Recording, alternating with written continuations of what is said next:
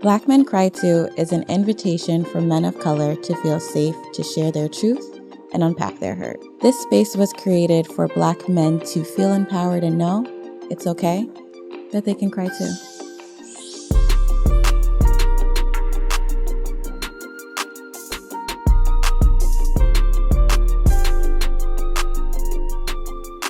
On this special episode of Black Men Cry Too, I yet again am inviting another woman to sit down with us. This is very new for the season, but I'm also sitting down with a beautiful couple with whom I got to meet this year. So I'd like to introduce Talib and Eryca. Thank you for sitting down with me today. Thank you for having us. Yeah, absolutely. So everyone knows, typically I start off with a shot. I am sick. So I don't have a shot today for this, but I gave them each an edible as still a gift. Just because I'm down bad doesn't mean everyone else has to suffer as well. Just respecting the space. So typically we kick it off with the cheers. There's no cheers, but I'm going to say, yay, because you made it here. So big cheers. So to start it off, if you each can sort of give your quick summary on your love story, your version of it. Of course. My version of it. All right. So we met in 2005. We were on a forum online. We met online before it was. Are you allowed to say what the forum was? I don't even remember. It was 2005. I don't remember what happened last year. But it was a forum that we were on, and we kind of talked around each other for probably over a year. It was that long? Yeah. Because I had situations that I put through in the forum, and she had situations she threw in the forum, and we were I wasn't really paying attention when I was focused on my stuff, and she definitely wasn't paying attention when she was focused on hers. When you say focused on your stuff? Meaning the life that I was already had, we hadn't connected yet at all. So we just saw each other in the forum and kind of talked around each other. But eventually, I guess after this period of time, eventually I did start to take notice of her.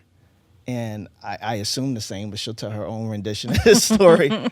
And then one day she asked something, I can't remember, but it was something about... I needed help editing. An image or something. Yes. Mm-hmm. And so I creeped in the DMs and was like, I can help. In 2005. This was before pre-DM. Yeah. At this point, at this time in life, she probably would have screenshotted and had me doxxed.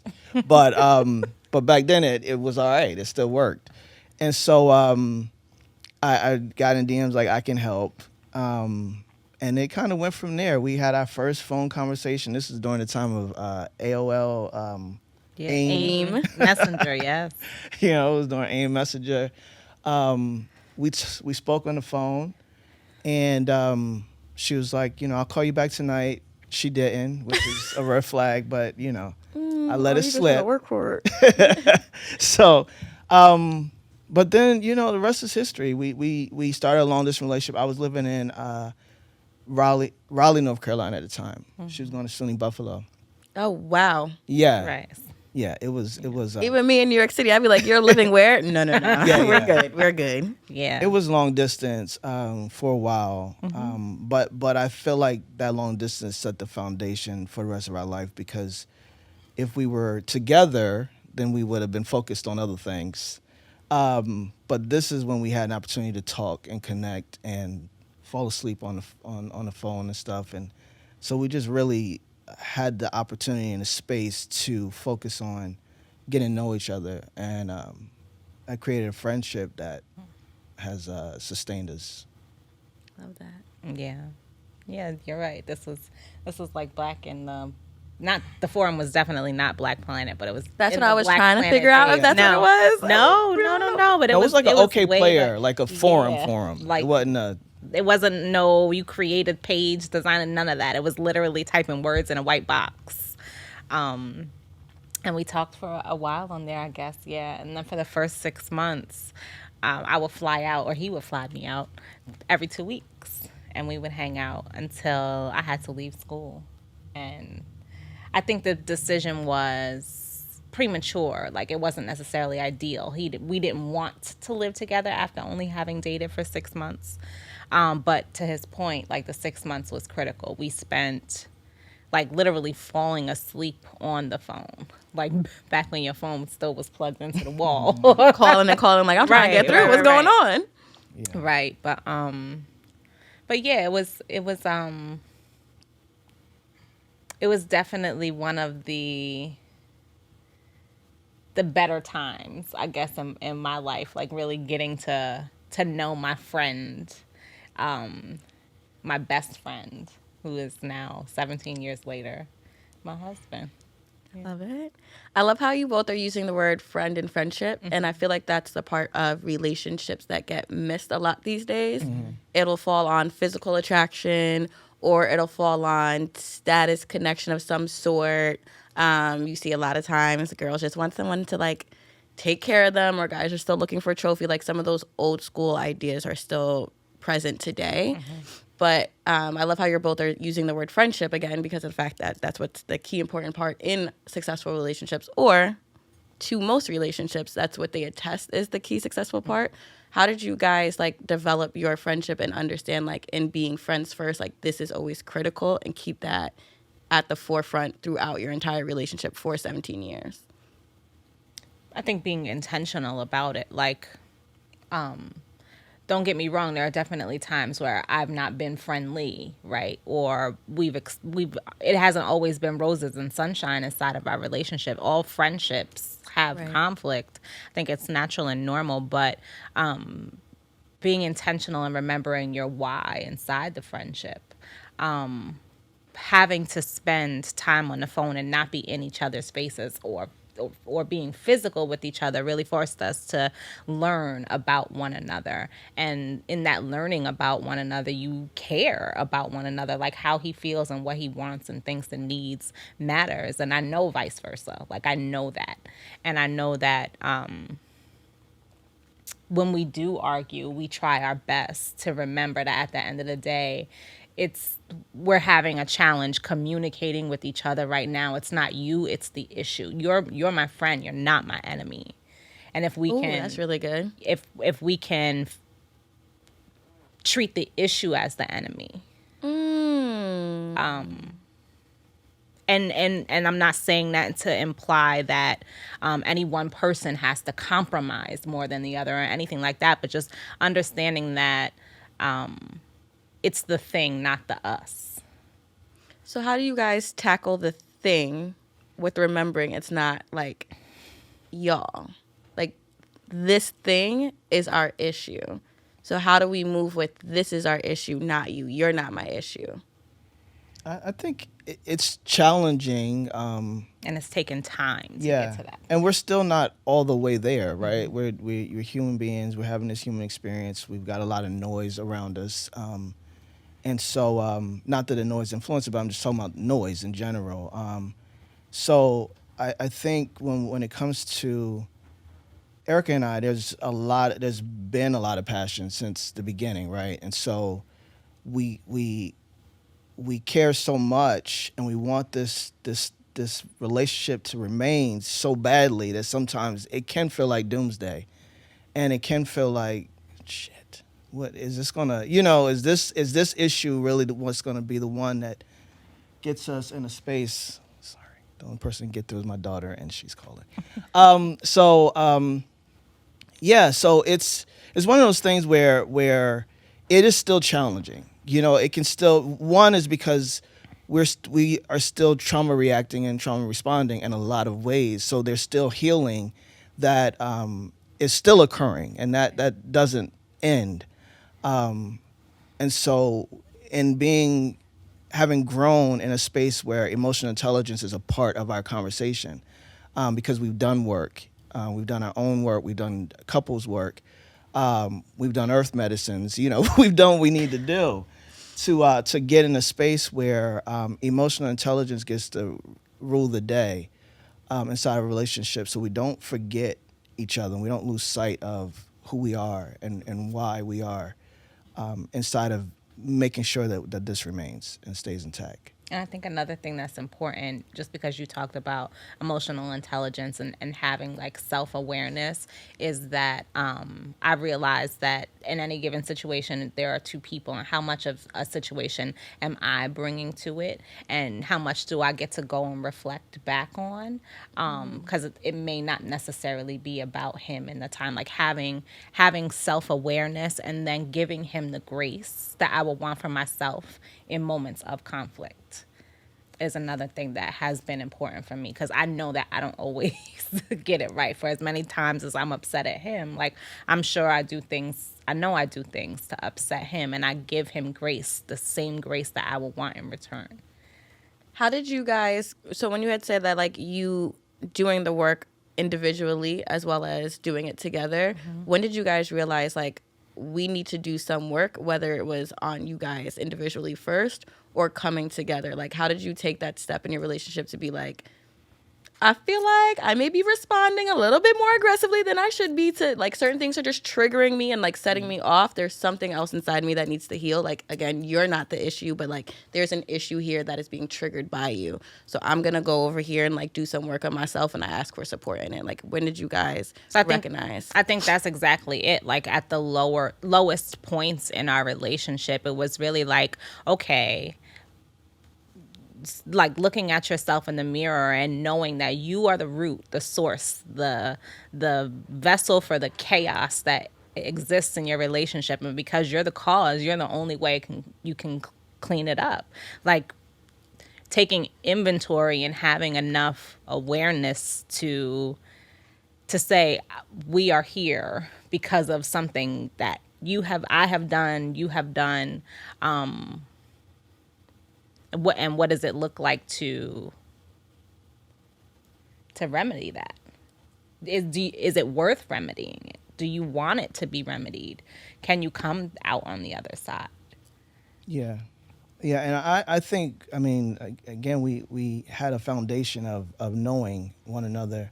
So we already knew the shit. We already knew what we was coming with. Like our own personal, like growing up trauma. Yeah. We knew that part. And so... And you knew it early on? We knew it in our conversations. I shared my story. She shared hers. And so we were in our 20s as well. And so with that said, we both had relationships that we had already previously been in. So we already had some understanding of what it is that we wanted to create this time around. Or at least what we didn't want. Yeah. That's also very important. Right. Yeah. So the being with her for a year was the first time, it was the longest relationship I'd ever been in my life. All of my relationships were like 6 to 8 months. So going into this relationship with Eryca, I decided that I was going to be 100% authentic, because I had tired of saying, oh, you don't want me to go out? You just want me to sit here and so we look at each other? That's fine. I can do that. That's not a problem. But it was a problem, oh, you don't like this way about me? Well, this is intrinsically me. Like, there's nothing I can do about it. So I'm just going to do that part. And you can make a choice. You don't have to do this. Neither of us have to do this, right? And so being able to already, bring in what we've had already experienced and what we wanted and we wanted to create. But this has been a journey. This has been a whole ass journey of growth and growing up and discovering ourselves and changing. We met in our 20s. I've met 10 different versions of him as a man throughout the course of our relationship. And I'm sure he's met just as many of me. So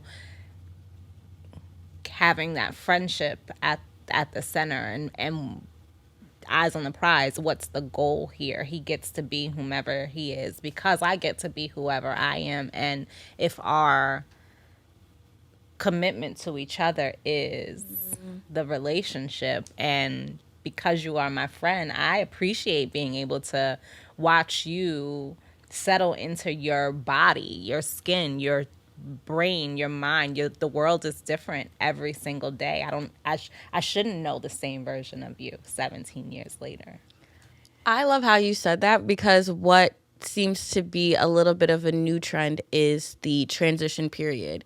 And what happens in a lot of transition periods is some people don't stay as you're transitioning, because then you're realizing they're not the fit for me, or the way that I'm evolving, like you're still stuck, so you're not evolving at the same time as me, or who you're evolving into is just something I can't respect anymore. Like you're letting this part of you take over you, and now you're transitioning in a whole different way, and I'm gonna skate this way.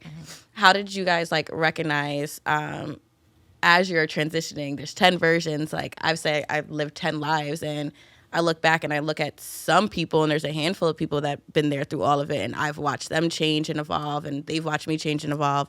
And then there's some people I look back like, yikes, like you are still right where I left you. Yeah. How are you guys able to encourage and feel comfortable watching some transitions if some of them did make you feel a little bit uncomfortable? Like, shoot, are we going to make it through this one? Yeah, I think understanding that, and it's something I understand from my children and with Eryca, no one belongs to me, not one person, you know?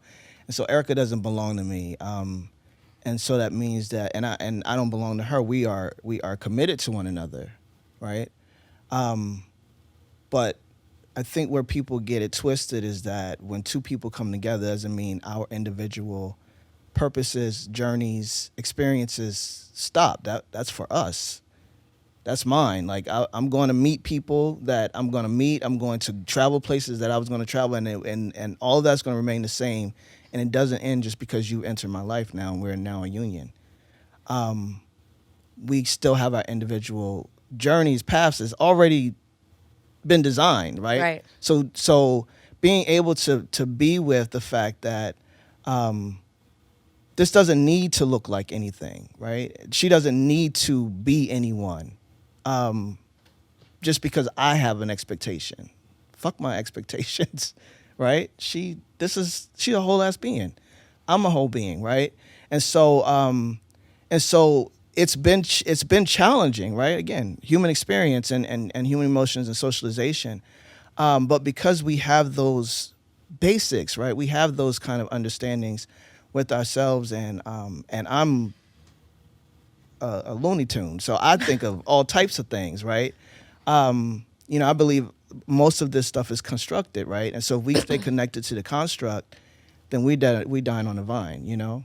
So there's been some challenges in the transition and getting to know each other, but it's important to say, like, who are you this week? Who are you this year? What do you like different, or at least pay attention, right?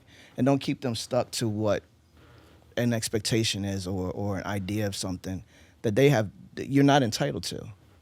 And I think to answer your question, I think that when you see your significant other make gains in their life that are in alignment with their personal goals, and you get to experience or witness their joy, their like celebrate their wins. Like he just had a huge win a couple of weeks ago. Like that calls me higher in my own life. Like we get to be possibility for one another.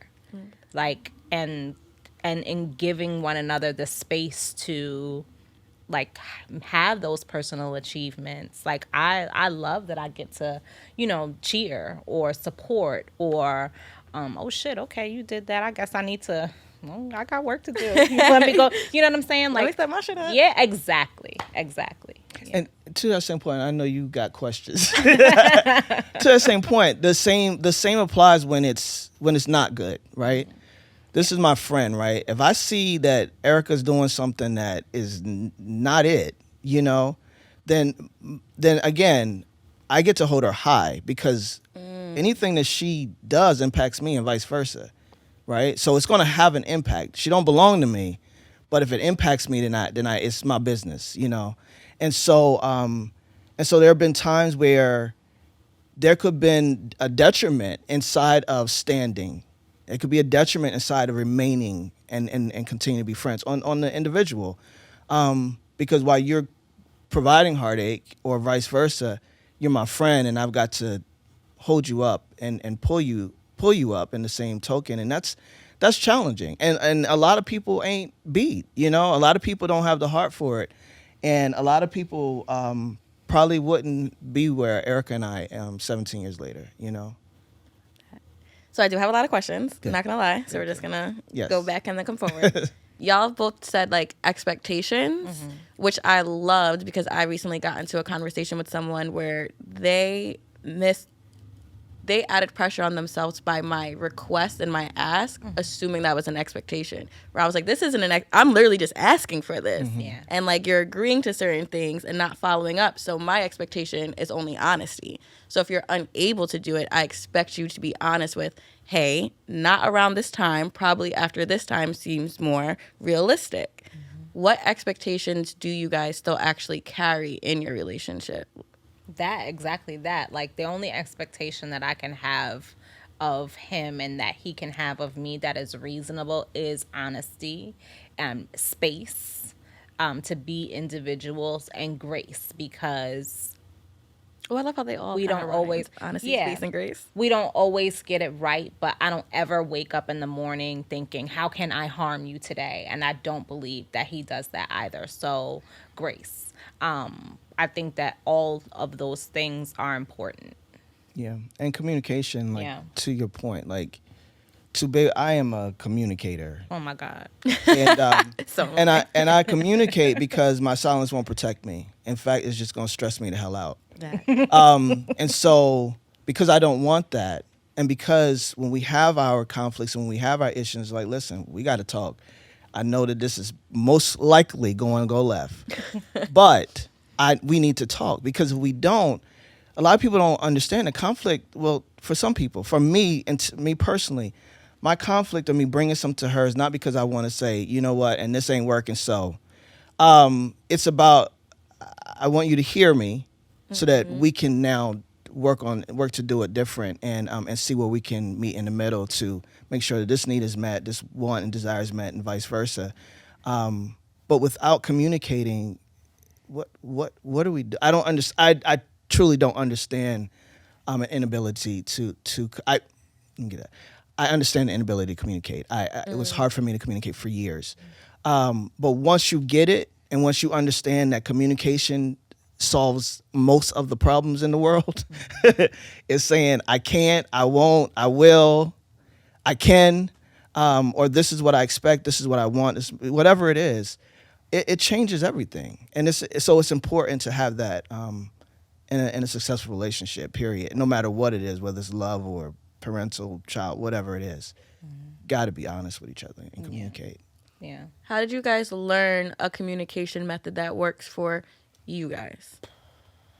We're still learning. I love how you We're both still said it at the same learning. We're time. still learning. Because we're two entirely different people. Like, I think that if the version of Talib and Eryca that we are today, I think that if we saw who we are on two pieces of paper 17 years ago, we'd have been like, absolutely not. How? We're very, very different people in so many different ways. But I think that we've had the opportunity to do some like actual work, like with a group of people who spent a good bit of time teaching communication tools, and you know exactly what I'm talking about. I don't want to shout them out, but no, I know. but yeah, we've done but our it was work. super. And it was. And we started doing our work early. We were in Therapy early. We've probably started our couples We were in therapy. therapy like 2 years in. Yeah, and it was so interesting. I remember her parents once, they were like, well, how was the therapy session, the first one? And I was like, it was fine. And Erica's like, it's horrible. And I was like, oh wait, we have two different perspectives. Yeah. So, but we've done couples therapy. Like I said, we've done individual therapy, and we've done it more than once. And like, we read a lot of books. We try to be as aware of ourselves as we can possibly be, because that's the only way I feel like I can have a productive conversation with anybody, let alone somebody I'm this close to in every sense of the way. So, yeah. It almost sounds like you guys, as in your own individual journeys, developing yourselves and learning more about yourselves and being more and more confident and sure of like who you are and the version that you are, you guys also applied those same things to your relationship, like learning how to change within a relationship and grow within a relationship. So with that, like, how would you say to like other aspiring or newer couples, when they should start looking into couples therapy. Should it be as soon as you guys decide you're going to be a couple? How they can continue growing as individual people and growing together as a relationship. Like remembering that as I'm evolving, my relationship has to evolve as well, and the person I'm with has to we have to ensure we're on the same page in our evolution together. So I don't think that therapy is something that you only participate in times of crisis. I think that therapy could and should be an option and accessible to everyone, including couples, at any given point. So if anytime you need a third person, a neutral person to mediate, sometimes to translate. Like there are times where we've been inside a conflict and I've said to him, I feel like I'm saying the words out of my mouth in English, but they must be hitting your ear in Russian because it's not landing. It's not. And I'm clear that I'm using the same words in the same language, but my intention is not translating. And maybe I need a third person to say it in such a way that you get exactly my meaning. So in good times and in bad, I think therapy is a very necessary tool at any stage in life. Yeah, absolutely. And so I do work with couples and stuff like that as a life coach. And my first prerequisite is, do y'all actually want to be together? Because don't waste my damn time. Like is this a person that you don't want to live without? Because that is literally why we're still together. I can, but I don't want to. I think that's important. Yeah. That you said that because I don't want to. Because when you're saying that, it doesn't require a sacrifice on our part. Yeah. Right? Like we're committed to the relationship, but not to our detriment as individuals. Yeah. That's major key. So do y'all actually want to be together?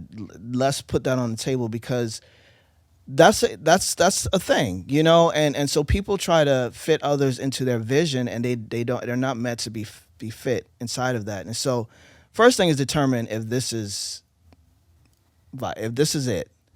Because if it's not it, then leave people the fuck alone and go and do something different. Heavy on that. Yeah, so really it's one of those things where that commitment is there, and you're like, I really want to see how this plays itself out. I really want to see where we can go with this.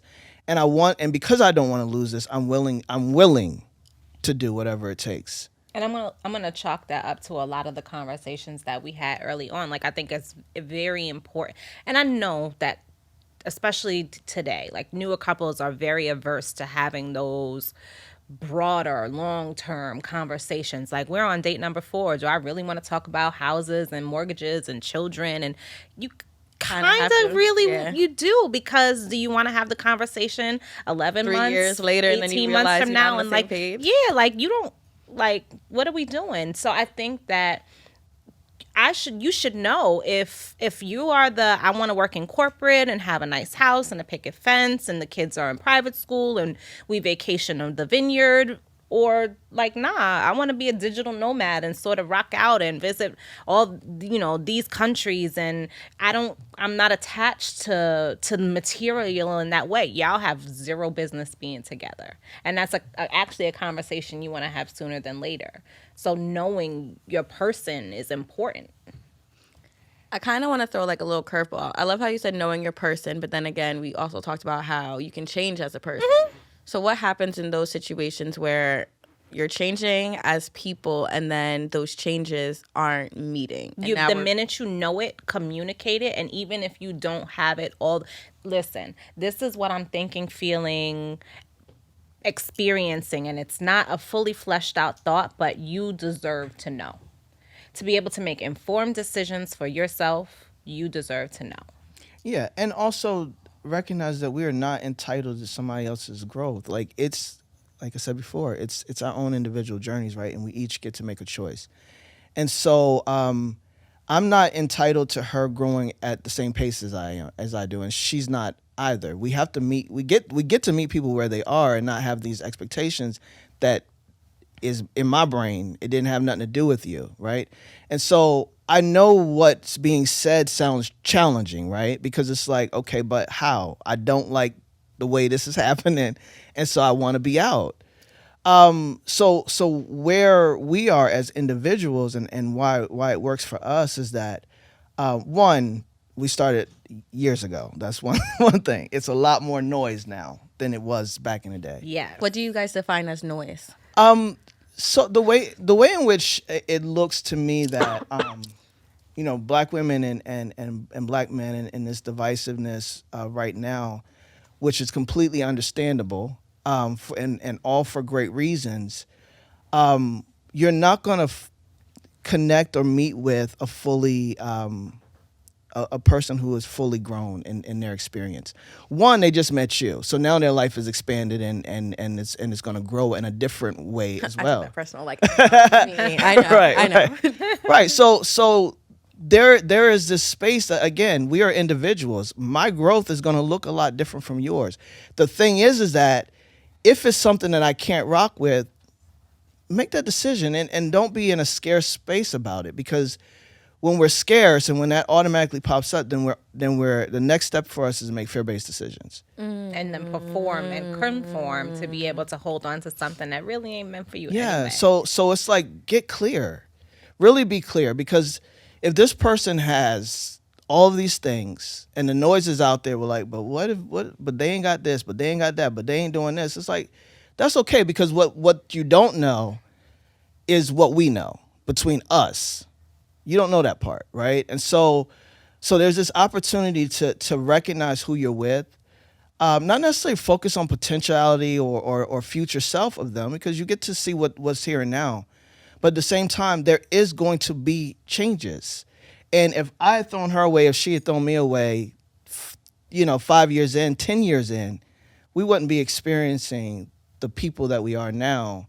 And that we get to experience now. We just wouldn't have. And so it's important to really stay in a commitment to the core, while understanding that that their walk is going to change. It's going to be ebb and flow. And it just is. Yeah, and with respect to the noise, I think that we were fortunate in that we got together before like snippet culture, like social media and the explosion of like reality shows that are rooted in dating versus the real world. Like when we got together, the real world was still relatively new, but now you've got all of the love ands and the blinds and the behind the doors and the at first sights and all of that shit, and you have all of these shiny bright Popcorn love.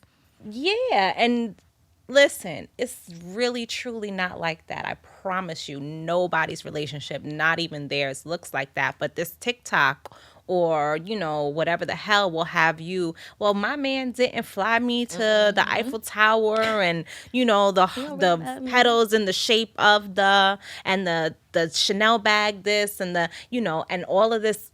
And if you don't do that for every single birthday that I have, you don't love me. Like...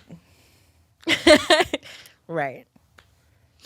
And don't get me wrong, all of those things are great and fun. She's and like, who hey, wouldn't? don't rule it out. Yeah, and who wouldn't want them? But to define anyone's relationship by those standards, you're setting yourself up to be heartbroken, boo. Like, and men, like, if you think that she's going to raise your babies, go to work, the house is going to be spotless, and the finger foods for football and That's definitely not the one. Yeah. And I mean, I hate to use those trite, patriarchal examples, but if you anything that society tells you a relationship should look like is wrong. Anything that society tells you your relationship should look like is wrong. You actually get to define and create it for yourself with whomever your chosen partner is. And those are the most successful relationships.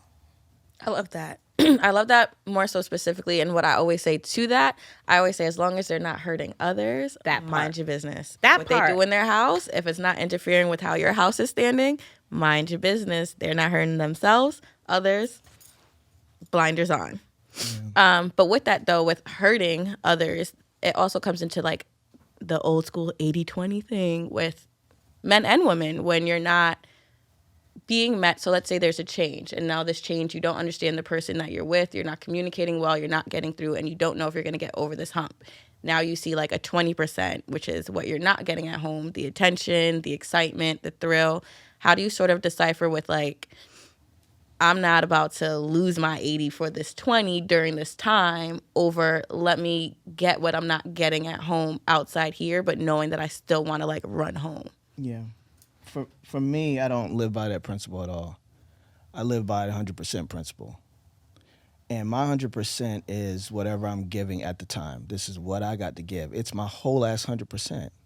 I'm not shorting you at all. Trust me. It might feel short, but I'm giving you my 100% in this moment, and that's very clear. I like that. Right? It might feel short. Yeah, it might feel short because, but what I'm doing, if my time, before the conference, my time is a lot, right? I'm giving you my 100%. I'm giving you my 100%. I'm giving this what I can give it, right? But the point of 100% as well, right, is that there was a time where I had to have a meeting with myself. Like, what the fuck is wrong with you? Was it just you by yourself? It was me by myself in the car, and it was during the growth, and I was remembering riding to work, and it was like, Eryca, if she just Eryca, I just heard it in my head, and I'm like. And I could feel it. I'm an energy person, so I was like, I didn't like the feeling, and I was like, what are you creating, right? What am I creating in this moment? So while she might say, or while I might say, well, you're not doing this. Okay, what did you create? Did you come to me and say, well, let's go do this? Because all you did was just grumble and tell me what I ain't doing, right? But there's opportunity here for you to create as well, and so. When it comes to my 100%, we get clear, right? I know that I want to be loving, supportive, passionate, kind, have grace for her, be a stand for her, hold her high. And so no matter what she does, because if it depended on what she does, then I'm no longer in power of who I am and what I do, right? And so whenever we have issues or whatever, it's like, okay, but who am I being? That's my 100%. What do I want to create? I don't need to rely on her to create it. If it's something that I feel like I'm missing, I get to create it. Or else I'm not in my 100%. I get to be kind no matter what. I've already been clear on that. I get to be supportive no matter what. So it doesn't, then she gets to now act a certain way that goes away. No, you're not going to knock me off my square. Nobody is. So that's my square that I stand on. I'm going to stand in my 100%. And she gets to do the same. And also recognizing, we've had this conversation again, I'm a little psycho, so I get it if you don't get it. But it's like, why are we arguing about certain things that if we knew how to do it different at any point, that's what the hell we would have done. So we're literally arguing about something that is all I have to give at this very moment. Like, I obviously don't have another... This is the first time we've ever been in this space. So right. clearly I don't know what to do in this space. So we have, and that's where grace and communication come into play, because I can't get it right all the time either. Right. So knowing that I'm angry because your time is monopolized ahead of the festival every single year happens the same way. Like, I'm very clear, if there were more hours in the day, we would have more time to be able to do more things together.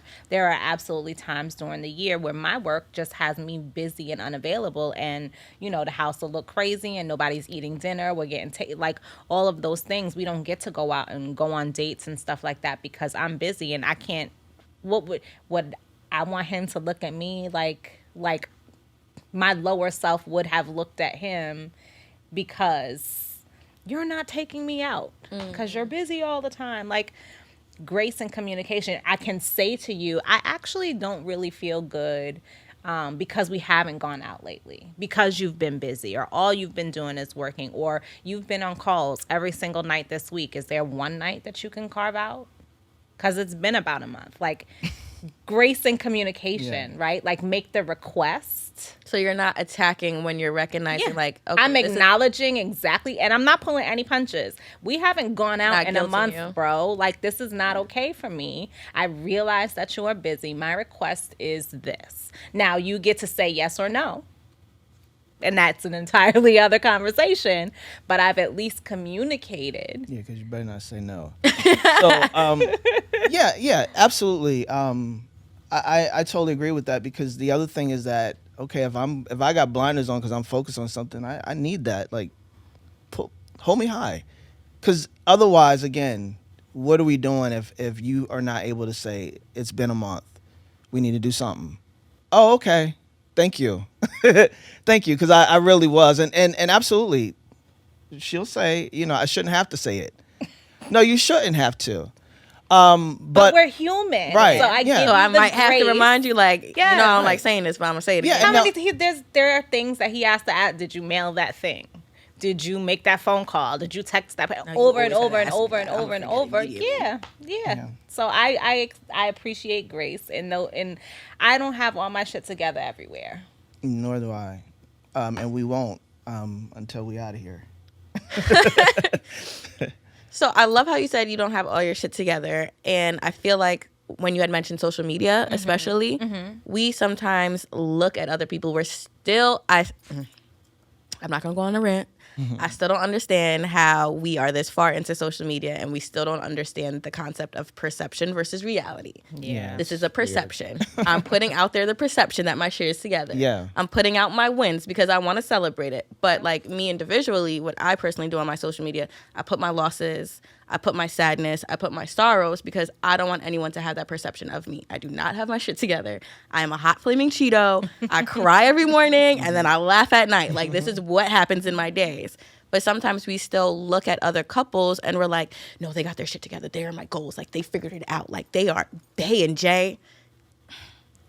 I'm not going to talk about y'all's favorites. But if I hear y'all compare yourselves or want to aim to be them one more game, I might lose my ish. How do you kind of like break away from what you've seen as like, oh, this could be an example or a goal? Like, not even trying to be funny. Think about us growing up and watching the Cosbys. Yeah. And for Black people, that was so big for us to see two successful Black people together, loving each other, a house full of kids.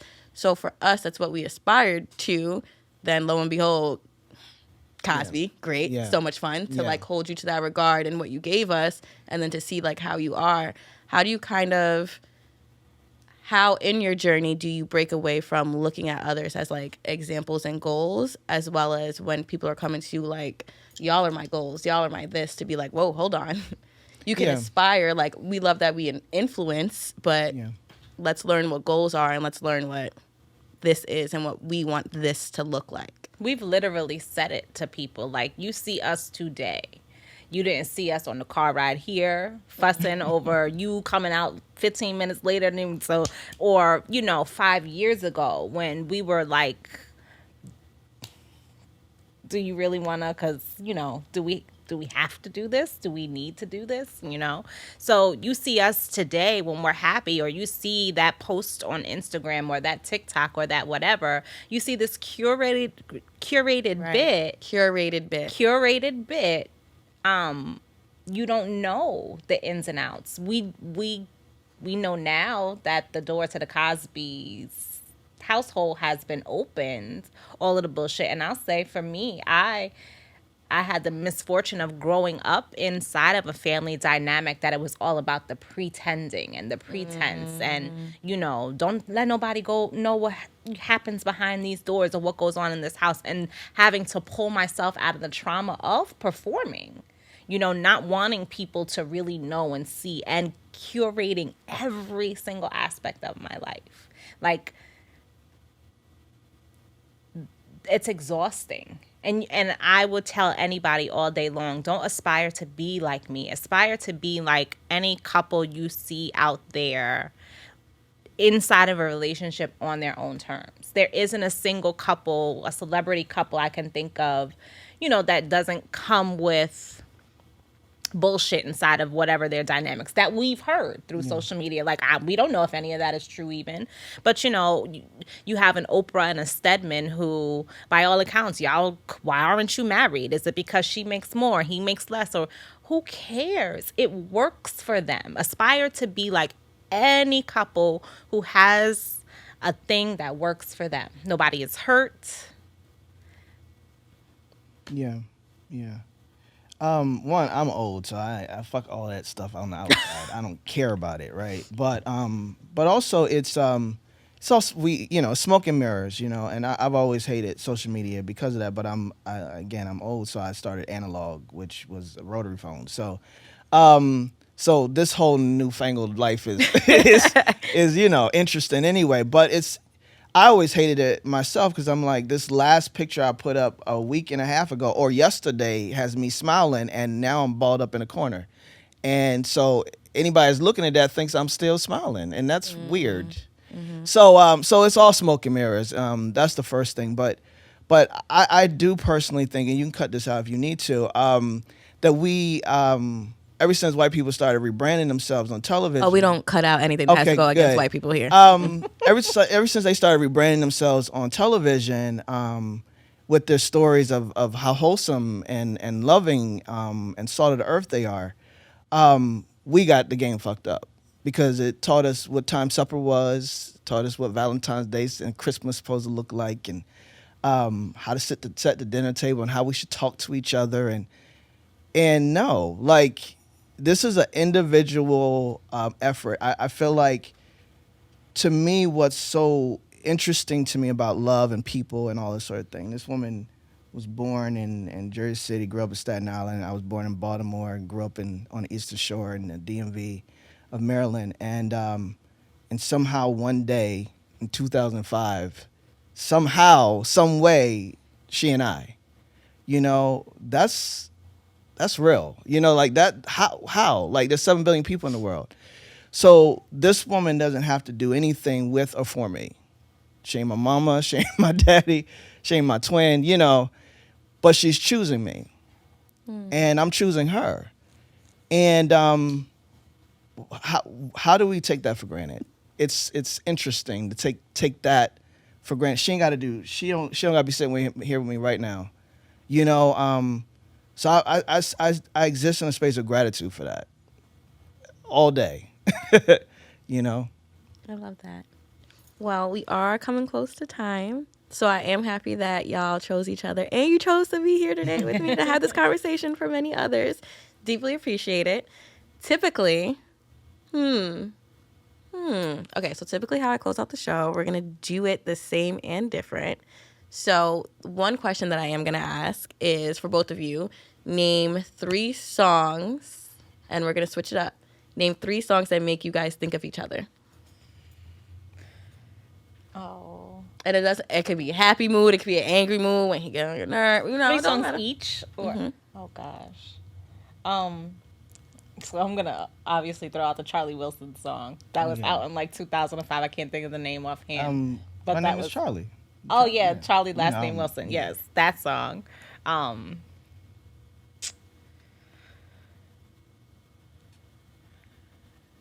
right. So, like, my mind went blank. So Refuge by John Legend is one of them for me.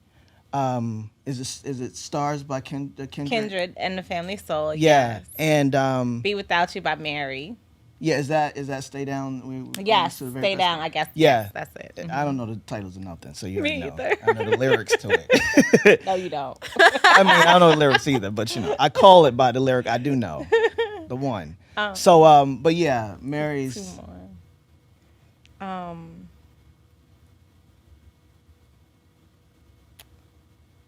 don't know, honey. Okay. Just went blank. That's okay. You got a good solid Okay. 2. Yeah. That's fine. It's okay, baby. You're fine. So then the second question, I typically ask, what words of advice would you give young Black men? But for both of you, I'm going to ask, what words of advice would you give? Ooh, going to switch it up for real. What words of advice would you give younger Black men or women who are attempting to, as they're healing, intentionally start something new and start something healthy? Emphasis on healthy. Yeah. Well, one is take your time with that. Like there are things that we can't skip over. If you break your arm and you put a a piece of tape on it, then it ain't gonna heal the right way. And then you're gonna have to re-break it and heal it again the right way. And you can do that as many times as it takes for you to put the right thing on there to get the support that you need. And so your journey is yours. It cannot be sped up by someone external, or shifted. Even if she were to break my heart, which she has, and I've done the same thing. There are pieces that she can't heal up, right? There might be, she can say, I'm sorry. She can, we can make amends. We can recommit. We can do all these things. But then there's going to be a piece, right, that I've got to push through. And that's where we are. And I love this quote by James Baldwin. I'm going to say it real quick. All right. And it's love does not simply end and begin the way we seem to think it does. Love is a battle. Love is a war. Love is a growing up. And we've literally grown up together. We're almost 2 decades in. So we grew up together, and we had to. And so if you can find that person that's worth the growth and the growing up inside a relationship, because what better place to be when you're going through shit but to be in love and have that space and that support. I wouldn't have done it any other way as grown up outside of the space that I was able to grow up in with my wife. Yeah, so I would say focus on yourself. Focus on finding your joys in life, things that make you feel happy, healthy, whole, fulfilled, and then focus on finding people, or allow the people that you want to journey with in life to find you. And if those people so happen to be romantic love as opposed to platonic love, you're winning. But I think that if you put the cart before the horse and, I want to find a partner who has 1, 2, 3, 47 through 62 versus what does it look like for me to be my best version of myself, whatever that is, on Tuesday versus Sunday. What's my best version of myself? And find somebody to take a ride with. Yeah, because it is a ride. Yeah. A wild one. Yeah, absolutely. Yeah.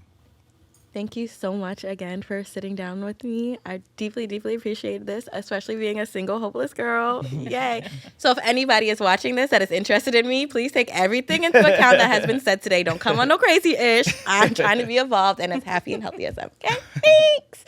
This has been another episode of Black Men Cry Too. Thank you all for tuning in.